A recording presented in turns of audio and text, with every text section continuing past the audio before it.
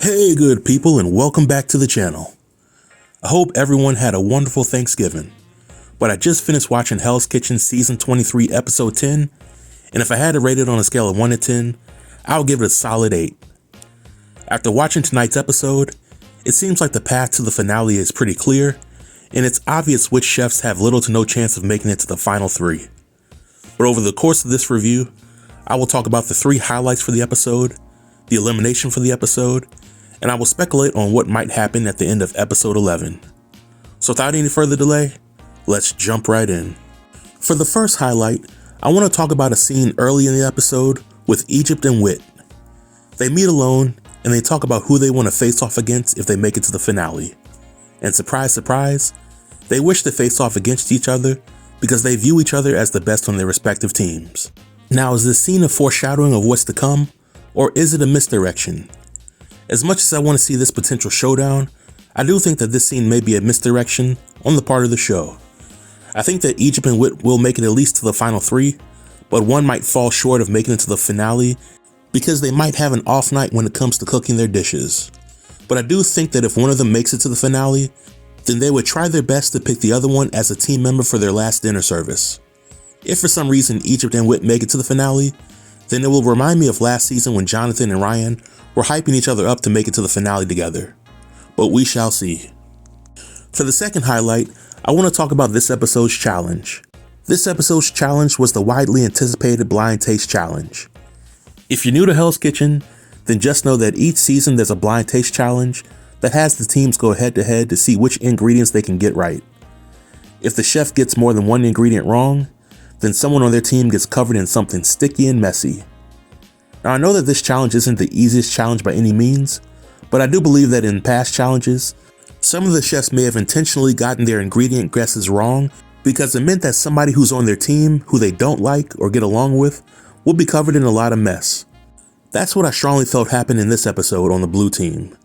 The red team blew the blue team out of the water by a wide margin. I think that Brandon had the easiest ingredients to guess out of the blue team, but he only got 2 right. Joe had some difficulty with his ingredients, but he was able to guess some of them right.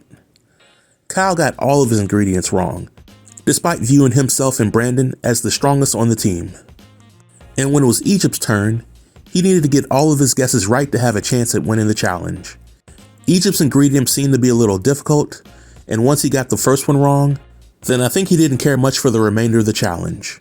Nevertheless, it seems like the blue team is carrying their dysfunction from last episode into this one. The third highlight for this episode will have to be the dinner service. I must say that I was pleasantly surprised with this dinner service. The blue team rebounded from the last episode.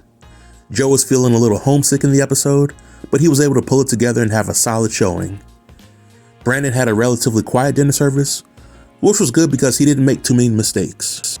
Kyle had some issues with his timing for the garnish items, but he eventually pulled it together.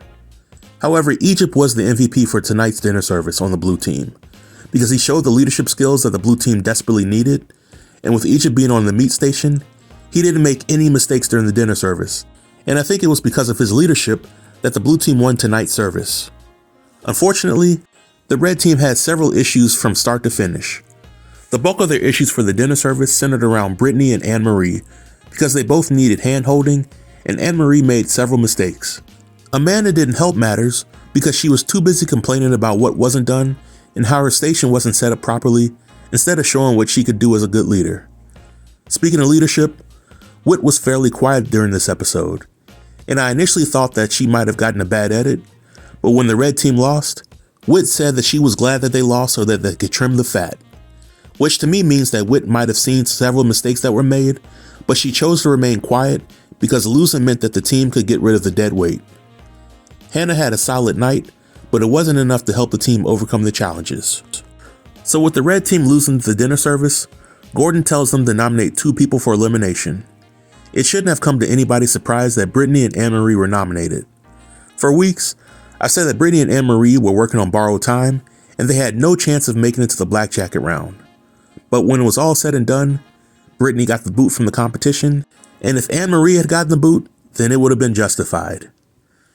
Now, normally at the end of my reviews, I give a list of who I feel has the best chance of making to the black jacket round and who will most likely be eliminated. But after seeing the previews for episode 11, I think that one or two things are going to happen. One, the dinner service is going to be so bad in next episode that there will be a double elimination. Or two, there will only be one elimination, but Gordon will tell the chefs that the following episode will be the Black Jacket episode and that he will only be giving out 4 Black Jackets this season. If scenario 1 unfolds, then I think that Anne-Marie and Amanda, or perhaps somebody from the blue team, will be eliminated. If scenario 2 unfolds, then I think that Whit, Egypt, Brandon, and Hannah will be selected for the Black Jacket rounds. If there is a 5th Black Jacket, then I can see it going to Kyle. But Kyle has been unraveling in these last few episodes for dinner service. But we shall see. And this marks the end of my review. If you have any comments, then feel free to leave them below in the comment section, and I'll reply to everybody. Until next time, stay tuned and stay safe. Peace.